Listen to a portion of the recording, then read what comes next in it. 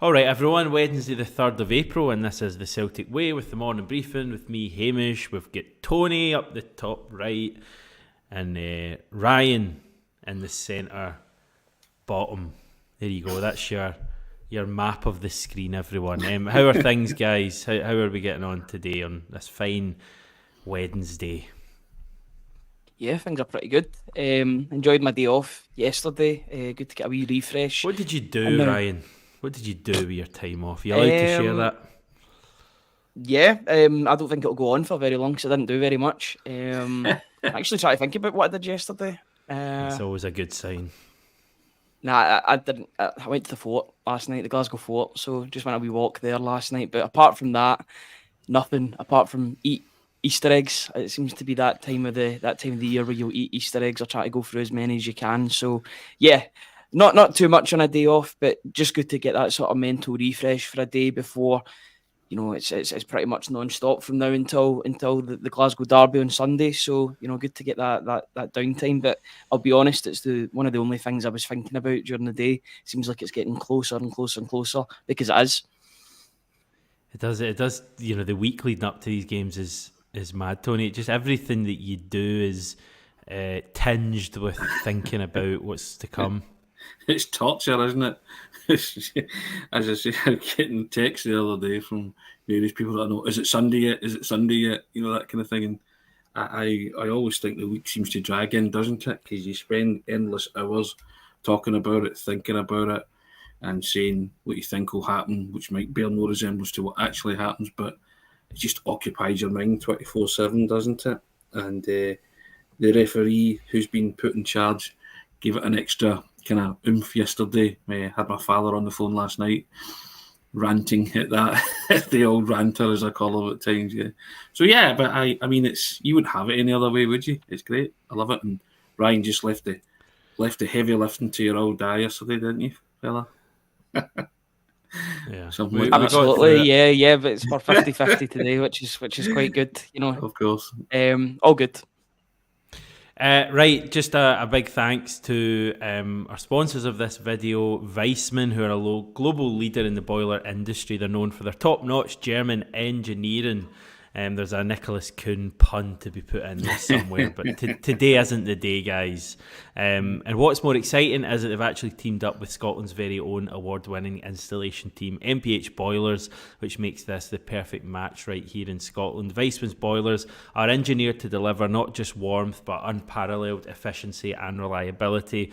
We're talking about cutting-edge technology that's designed to save you on energy bills and reduce emissions. And when they're teaming up with MPH Boilers, you're getting service from the best in the business, a local team that's committed to excellence and customer satisfaction. When you choose a Weissman boiler installed by MPH Boilers, you'll also get a free internet controller, which makes it a breeze to manage your heating anytime. Plus, they're offering the first year service free.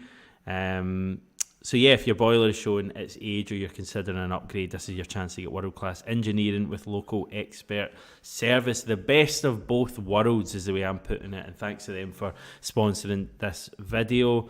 We've got this running as well, guys. We absolutely do. 6 months of access for £1. You'll gain access to Tony's world exclusive interview with Lubomir Moravchik, who was speaking about the trio that can influence Sunday's derby game at Ibrox. There's also loads of stuff on there to do with analysis. There's an Alan Morrison piece that I published yesterday talking about on-ball value and how the Celtics stack up in terms of the rest of the league. Quite some interesting findings there, as well as a in-depth piece about Nicholas Kuhn too, on my stats bomb report that I did on the Monday. If you're that's had some really good feedback. So if you're looking for analysis or you're looking for opinion or a mix of both, then look no further than the Celtic Way. www.celticway.co.uk/subscribe. £1 for 6 months. Made by Frankie Kyogo print that'll be getting sent out very, very soon. Please join us. We're getting closer and closer to our target, our milestone. So if you can help us get to that total, then we would really, really appreciate it. But thank you to everyone that's joined us so far, and to those that haven't joined, please get involved as soon as you can. Can you give us a flavour of what Libo was saying, Tony? Any interesting nuggets? Great nugget at the end when I broke it to him that it kicked off at 12 o'clock because he's back in the Czech Republic on Slovakian national team duty and he's taking in a game, he said. And he just sort of said, "When's the kickoff, Tony?" And I said, 12. And he went, "Great, I'll go to a bar and watch it."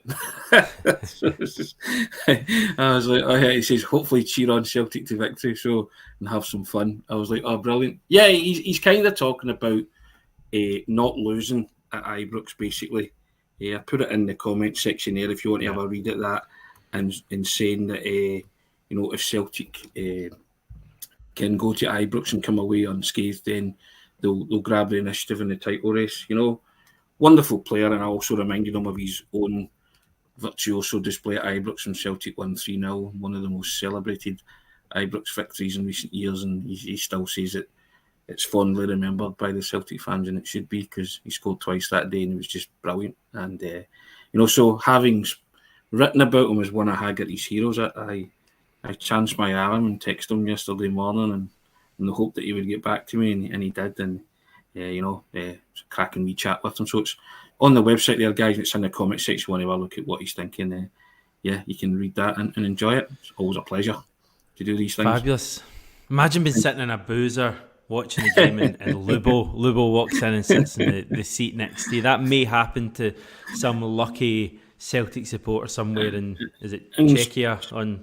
Yeah. And speaking of ex-Celtic midfielders, just wanted to say Billy Stark retired from official football duty yesterday.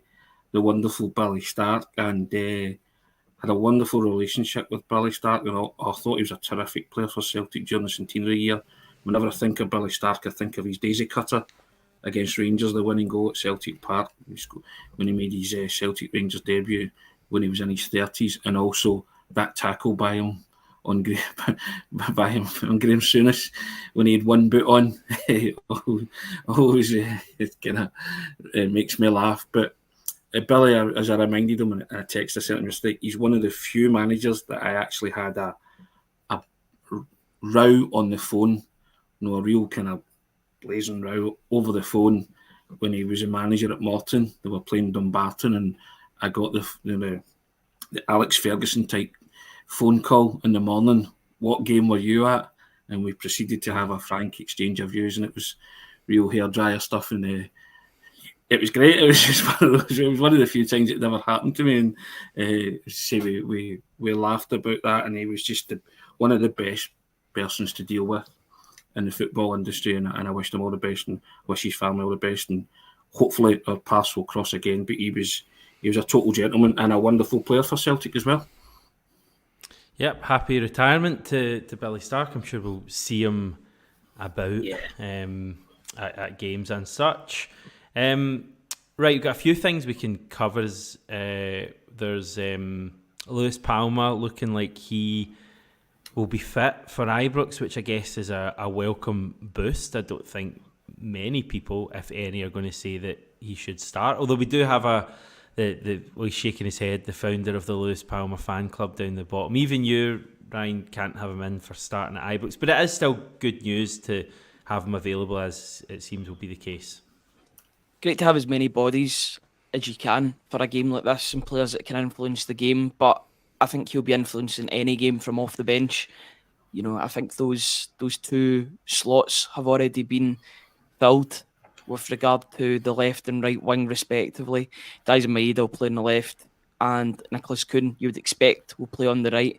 I know Yang came off the bench and looked decent against Livingston, but Kuhn's got the yellow jersey, as Tony says, and I seem to have stole that catchphrase, but it seems to encapsulate what that means so well, so I don't mind using it. Kuhn's the starter, and Maeda will not play against Rangers just due to his tactics on Tavernier. If you stop Tavernier in Glasgow derbies, then a lot of the time you will stop Rangers. He's their most creative player. I'd probably argue and say he's their best player as well. The numbers speak for themselves. I know he scores penalties, but he also scores free kicks and scores volleys from outside the box. He's a dangerous individual who's hurt Celtic in the past, and Celtic need to negate that. And in order to do that, put Dyson Maeda on him, who is happy to put in the hard yards and just mark him for 90 minutes or for however long he's on the pitch. If Celtic need a goal and Lewis Palma's fit, then that's a great player to bring on because he's so good in those situations, cutting in. I know his shooting can be a bit erratic at times, but he's a goal scorer, and the first half of the season he was doing that for fun. The goals have dried up in the second half of the season, which is unfortunate, but you don't become a bad player overnight. A great sub to bring on, but for the moment, I think it's got to be Maeda and Kuhn. 100%. I mean, that for me, those are the two wingers that should and I think will start the game. Yang's going to play a part, I would think, in the match.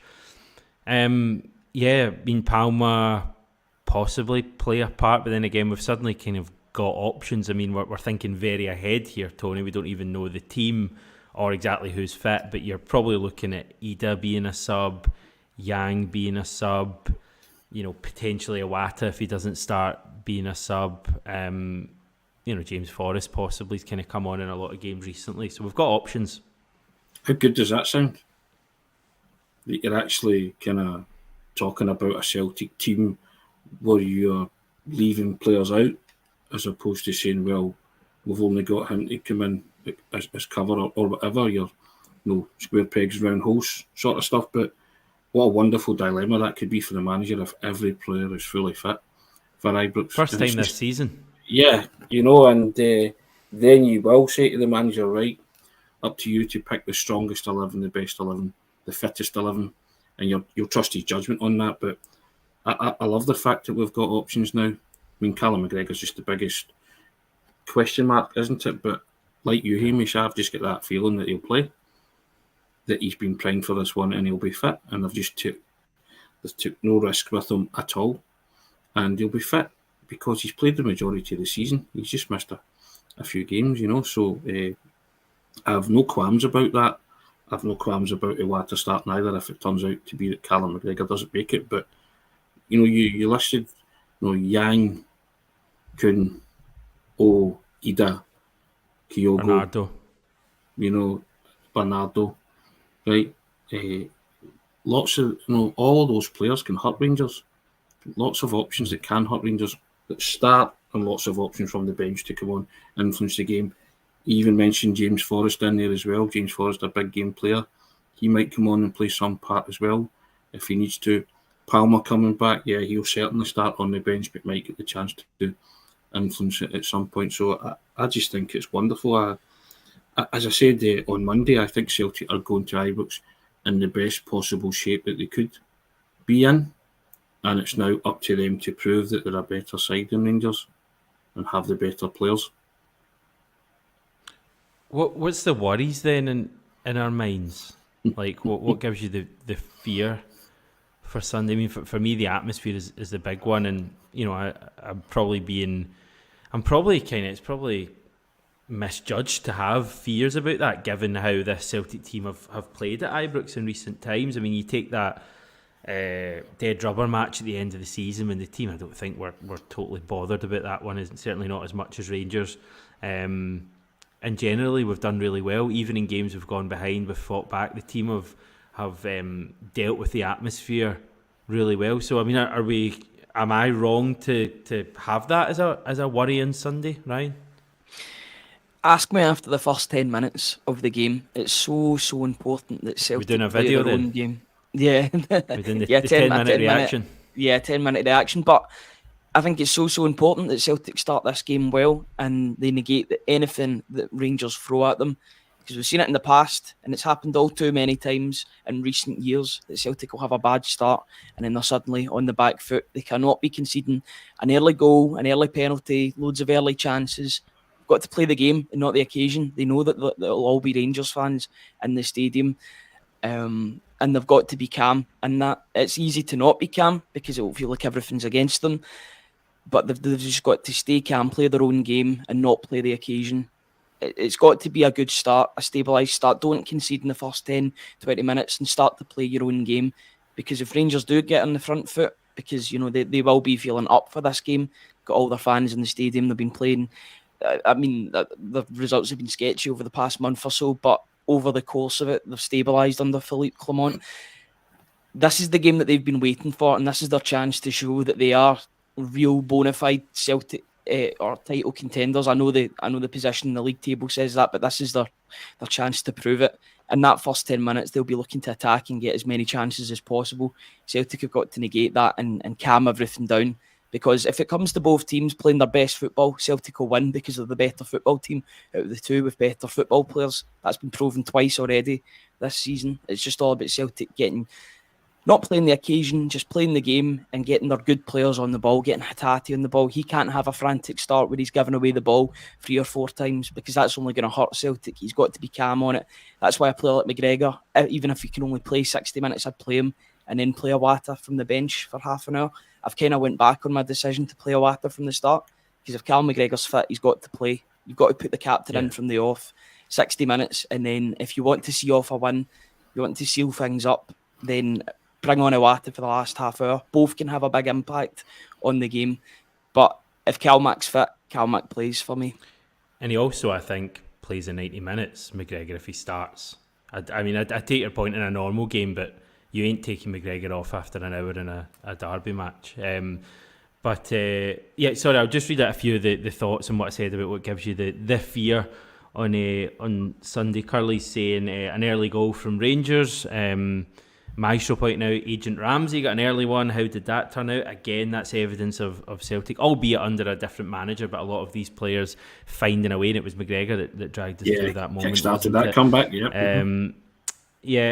Patrick pointing out they get 2 disallowed goals inside the first 25 minutes last time at Ibrox. I'm expecting them to start fast. Listen, the team deserved huge credit for that win at Ibrox, but those first 20-25 minutes, we weren't great defensively. We gave them a fair bit of encouragement. They could have scored in that first minute, and I think Dessers was just offside from the flick on.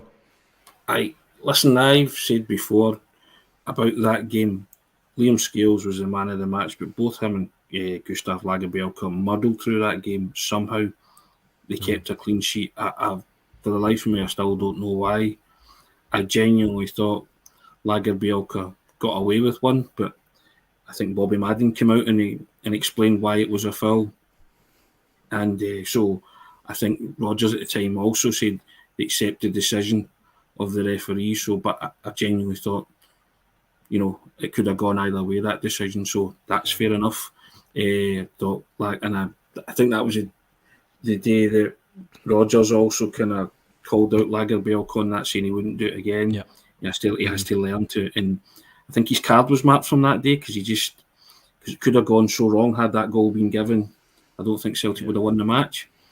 So, so that as I say, Scales and Lagerbielke muddled through that day. They do take tremendous credit for winning that football match, but you better be prepared for Rangers to come out the blocks like that again and try and do that, and you might have to absorb a bit. Lots of people saying, about Scales maybe being something that gives him the fear. I've no real fear with Scales if he's playing beside Cameron Carter-Vickers. Mm-hmm. He did it with Lagerbielke, and I think the experience of that earlier on in the season will stand somebody like Scales in good stead. So I've no real fears defensively. You just have to be robust and stand up to it. It's coming. So, and I think you would ask most Celtic supporters, the officials will give them the fear, i.e. in terms of maybe a sending off or a penalty for that. But penalty to Rangers. We have to park that now, Hamish. The officials are who they are. Got to get our head around it. Might not like it. Trying to preempt what will happen. We don't know what will happen. Just have to prove that Celtic are a better side than Rangers. And if they do that and they bring their A game, they will win because they do have better players. Have to rise above that now. And I know it's going to be so hard, but that siege mentality just, Alex Ferguson was famous for it. Everybody's against you. Crowd will be against you. The officials are against you. Everything's against you. Let's just focus on what we do. And I'm sure the manager will be doing that too. Just saying, guys, right, this is a very guy, the manager, get banned from the dugout for complaining about it, so even he's going to have to park that as well and just say, you have to turn in the kind of performance where the officials don't matter. That's basically it. Celtic know that. They've always known that. Just go and do it.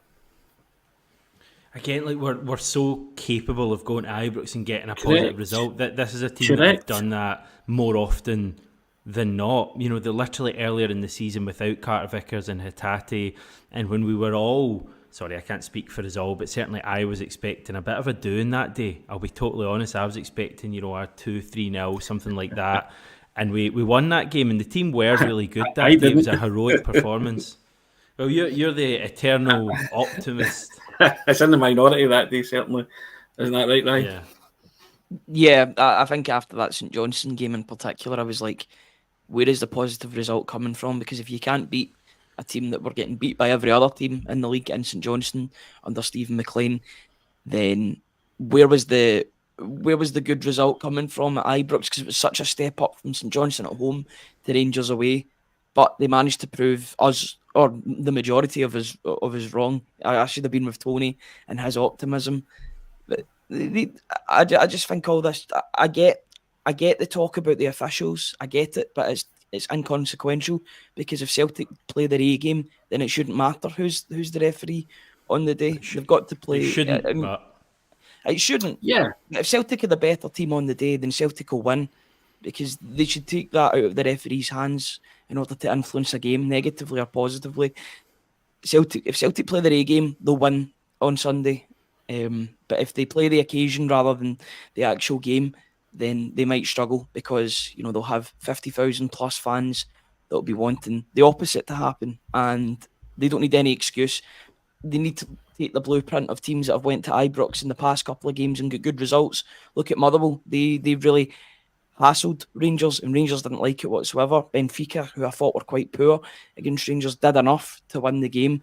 But they were playing. I don't know if Rangers will play the same way, to be honest, where they have those players up for the corners, so high up for the defenders, so high up for they were playing the highest line I've seen in years at Ibrox, and that just didn't seem to work for them whatsoever. That's the reason why the goal came about for Benfica, is because they had no defenders and Benfica could quickly counter. I think they'll play differently against Celtic. That was maybe a misstep from Philippe Clement, maybe the first one in his Rangers management so far, but. Yeah, they've got to look at those performances in the past. Celtic have got better players than Motherwell, at least. Maybe on the same level. Maybe not even at the same level as Benfica, but that they've got players to hurt Rangers and players that have hurt Rangers in the past. Get those good players playing, and they should be all right. But play their own game and not the occasion. Hamish, the noticeable thing about the Motherwell defeat and the Benfica defeat at Ibrox for Rangers was the fact that both the teams who went to Ibrox, their ball retention was spot on.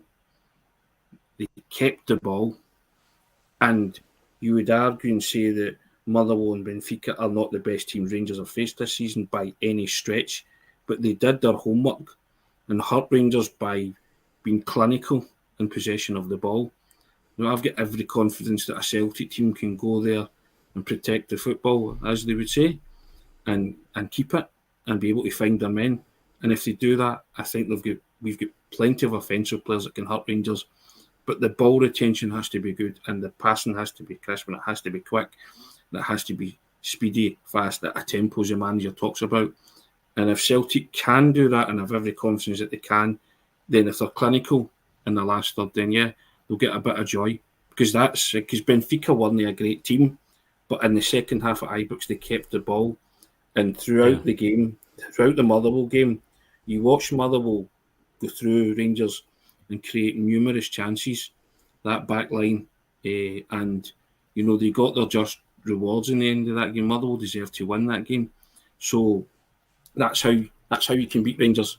Talk about the craft and the guile, but holding on to the ball when you're in possession, not giving it away cheaply, not giving referees decisions to make, not diving into tackles in and around the box. All those things that have to be drilled into the Celtic players. But that's the ways that you can get some joy against Rangers. I say this probably before most derbies, but I feel it especially now that Rangers backline at the moment seems to be struggling. The two centre backs, Goldson, I think is I don't watch every match he plays, but he seems to have regressed a fair bit from a couple of seasons ago. even last season when I felt, he was a pretty solid centre back. I think he looks like a real weak link now. He was completely skinned for that Hibs goal. He's been at fault for, I think, a few goals recently. Suter hasn't covered himself in glory for Rangers or Scotland. He was really bad for one of the goals Motherwell scored. Left back, I think, is a worry for them. If Borna Barisic is playing, I'll be absolutely delighted. If he's not, I think there's, I don't know the state of Yilmaz. I think there's even talk about the guy Sterling going in at left back. And obviously Tavernier, as we covered yesterday, as a threat going forward. And for me, more so from dead balls than anything. And we can't afford to give daft free kicks away. But again, defensively, he's always there to be got at for me at that back post with Maida. So I think, we can really hurt them on Sunday. And that's what Motherwell did, and that's what Benfica did. And that's the best way for us to get a positive result, is just to really attack them and play to our strengths. And I have no doubt that's what we'll do as well.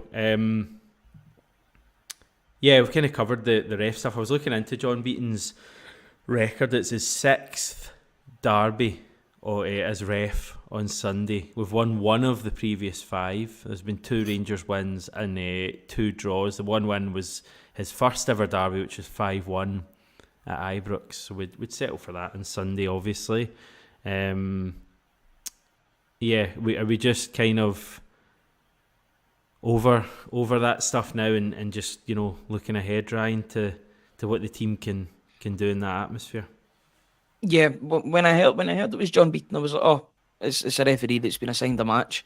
I just think it's, I just think the refereeing standard as a whole in Scotland is just not very good whatsoever, regardless of who you put up. So I don't really see as one referee being worse than the other, etc., etc. I just look at it as a collective, and I just think it's a very, very poor standard, and something needs to be done about it, especially going into next season. I would say I don't know what measures you do to fix things. I don't know if the head of VAR changing will mean an improvement in the refereeing.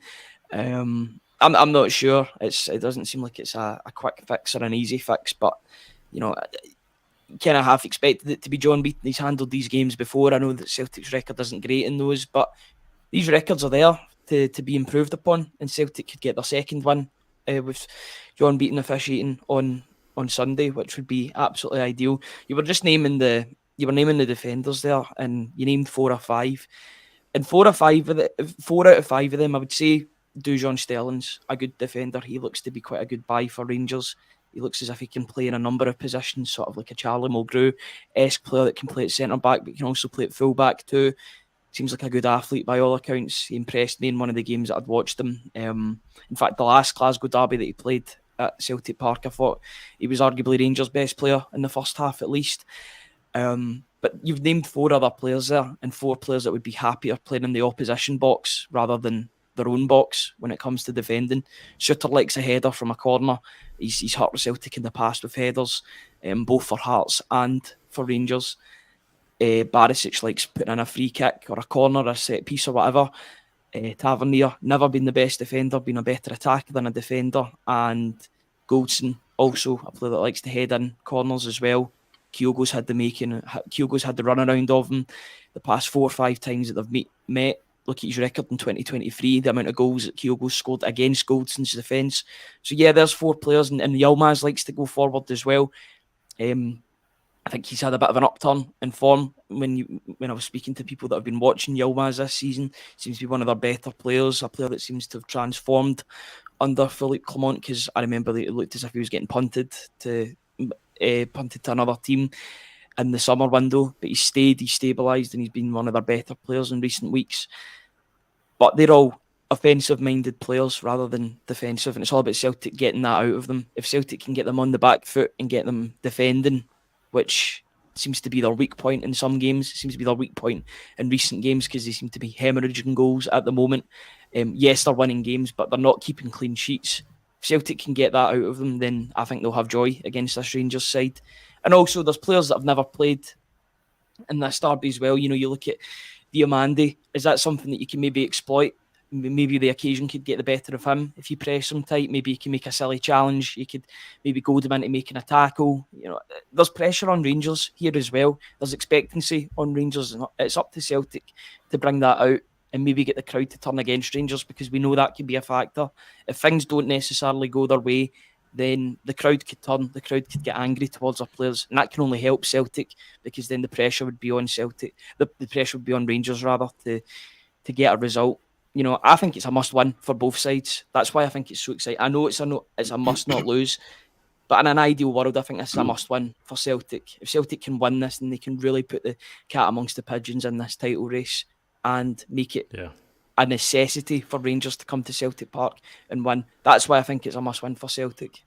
Yeah, a win would just be amazing. I mean, it puts us in a hell of a good position. Chalpa was saying, let's face it, we have better players than them. To what extent does that's the most daft question I've ever asked on this channel, to what extent does that actually play a part on Sunday? Because you do look at the squads, Tony, and we do, for me, have a number of players that are better than theirs, to be honest. Yeah.